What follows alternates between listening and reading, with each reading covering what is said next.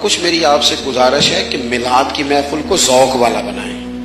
کوئی ضروری نہیں کہ خطیب 50,000 والا ہی آئے، محلے کے امام صاحب بھی ہر جمعے تقریر کرتے ہیں. کوئی ضروری نہیں وہ نعت خواں آئے جو پہلے کہے کہ 30,000 میرے اکاؤنٹ میں کراؤ.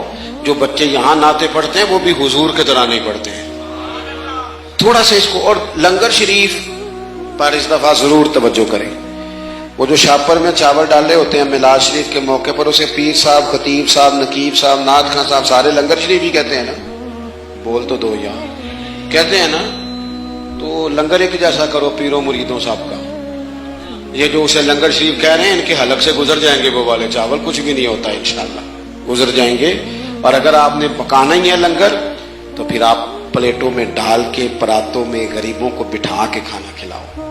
جن کے بچے سارا سال گوشت کو ترس جاتے ہیں وہ اگر بڑی پرات چاولوں کی گوشت والی کھائیں گے تو اپنے بچوں سے کہیں گے پتر آج نہیں گھبرانا، آج راج کے کھاؤ، آج مدینے والے دا میلاد شریف.